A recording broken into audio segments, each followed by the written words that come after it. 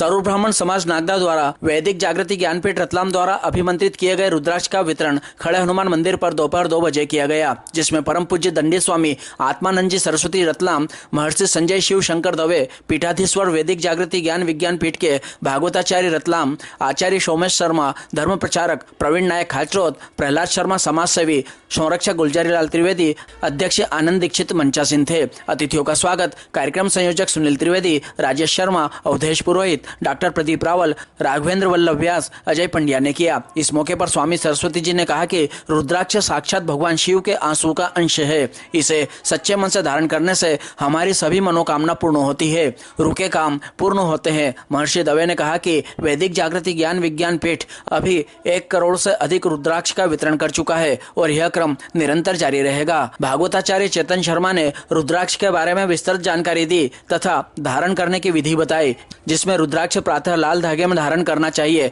धारण करने के बाद नशा व मांसाहार से परहेज करें।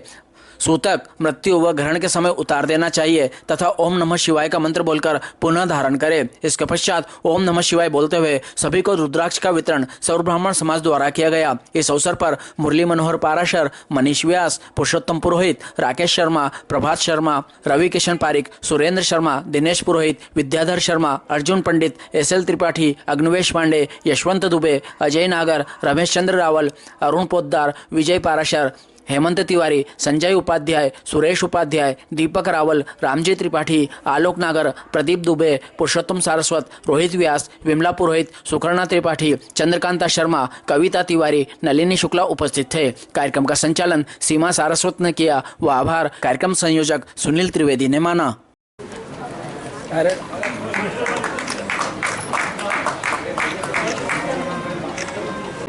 कि आप भी गुरु जी को पुष्पमाला पहना करके उनका स्वागत करें। आप भी उन्हें पुष्पमाला पहना करके आशीर्वाद देने के लिए इकट्ठा हुए हैं। आपसे भी निवेदन है, आलोक जी पहना करके, ऑप्टिकल वाले आपसे भी निवेदन है कि आप भी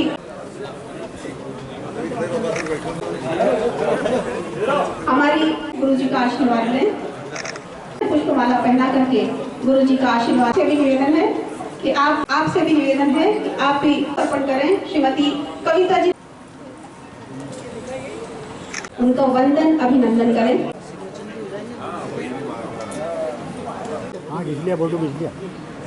श्रीमती दिव्या जी, भाई साहब कार्यकर्ता हैं और पंडित जी का हमारे गुरुदेव जो यहाँ पर पधारे हैं, उनका आशीर्वाद ले सकते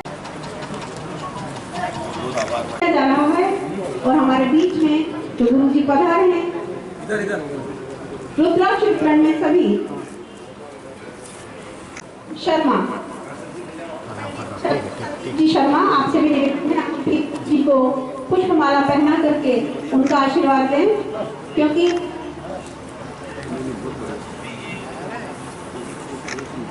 अजय जी पंड्या निवेदन है अजय जी नागर से कि वो उन्हें भी पुष्पमाला पहना करके उनका स्वागत करें, वंदन करें, अभिनंदन करें। अजय जी पंड्या आप भी पुष्पमाला आयोजन को इतने सुंदर के साथ आए और गुरु जी को दुपट्टा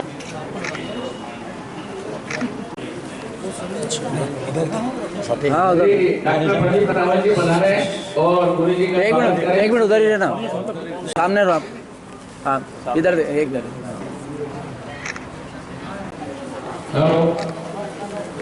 निश्चित रूप से यह जो कार्यक्रम वर्ष में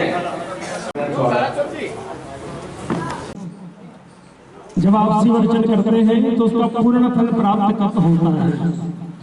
वैसे तो शास्त्र कहते हैं तुलसी राम नाम ने बीज भजो के बीज उल्टे सीधे उग जाते जैसे डालो बीज। भगवान का नाम कैसे भी ले आपको फलित तो होगा ही सही, परंतु शिव जी का और विशेष अनुकंपा पाने हेतु जब आप शिव जी का अर्चन करते हैं तो रुद्राक्ष धारण करने से 1/3 भाग शिव पुराण कह रही है, त्रिपुंड और भस्म धारण करने से आधा नमः शिवाय और ओम नमः शिवाय का पंचाक्षर षडाक्षर जप करने से पौन और शिव का रुद्राभिषेक करने से पूर्ण रूप से शिव जी की अनुकंपा प्राप्त होती है।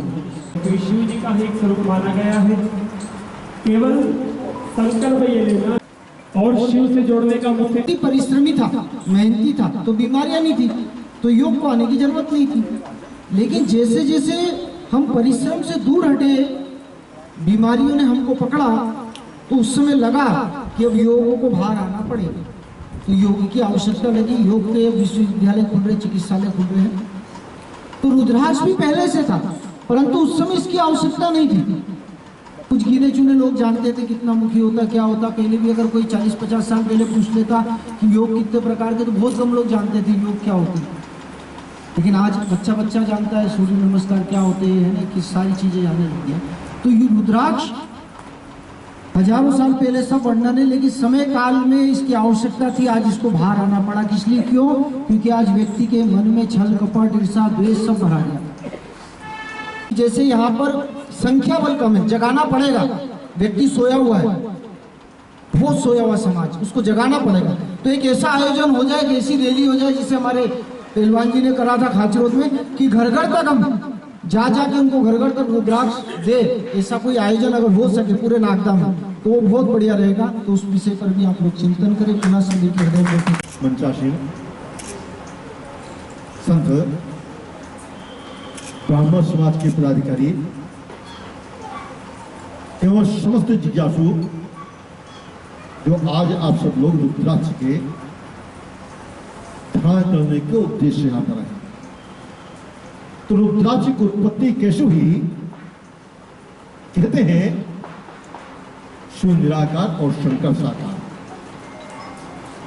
तो शंकर जी ने संसार के दुखों को देखा, तो सांसारिक प्राण के दुख से द्रवित होकर के उनके नेत्र से जो आंसू गिरा, उससे रुद्राक्ष वृक्ष की उत्पत्ति और रुद्राक्ष फल उत्पन्न हुआ। इसका तात्पर्य क्या है?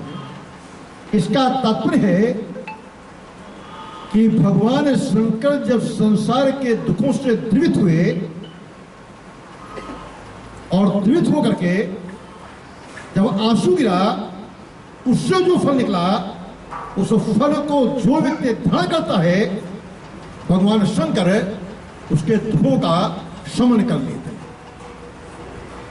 इसलिए रुद्राक्ष जो है दो प्रकार का होता है, एक जपने वाला, एक धारण करने वाला।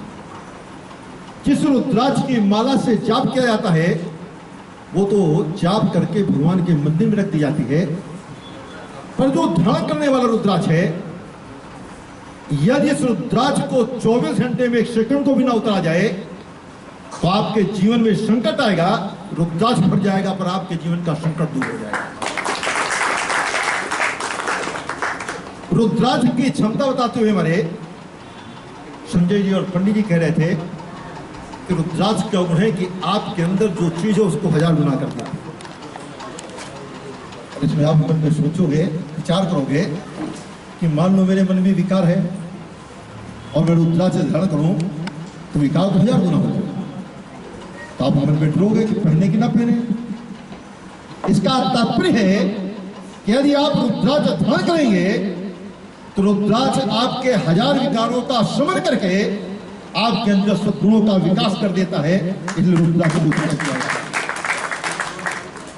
उन्हें रुद्राक्ष वितरण का हम करेंगे और एक काउंटर यहाँ पर अलग बनाएंगे ताकि सभी को घर घर पे रुद्राक्ष पहुंचे। कश्मीर नेटवर्क से हमारे बीच में परवेज भैया, आपका भी बहुत बहुत स्वागत है, वंदन है। उसे ही पता होता है तो आम इंसान के हाथ में अगर वो होता है तो एक कांच का टुकड़ा मानता है वो। तो हम सभी हमारे कार्यकर्ता बंधु, हमारे यहाँ पर सभी शिव भक्त जो पधारे हैं, वो लाइन लगा करके खड़े हो जाएं ताकि गुरु जी आशीर्वाद हम यहाँ पर लेंगे।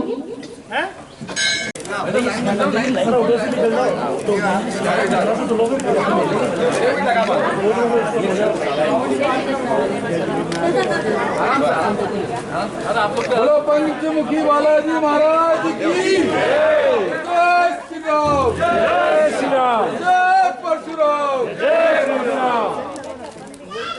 आप हाँ, महिलाओं के इधर आप लोग इधर से आइए।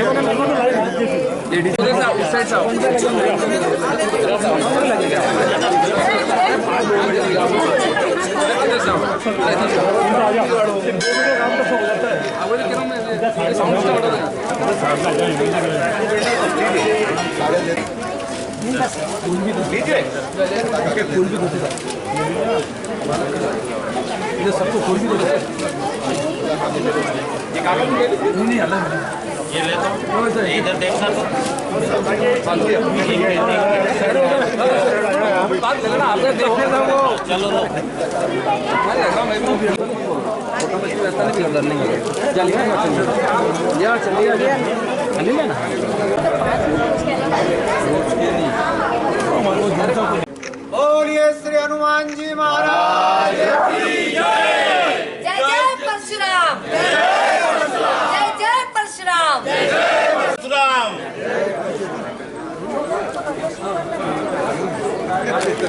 सामने हो जाओ भाई साहब, सामने देखिए।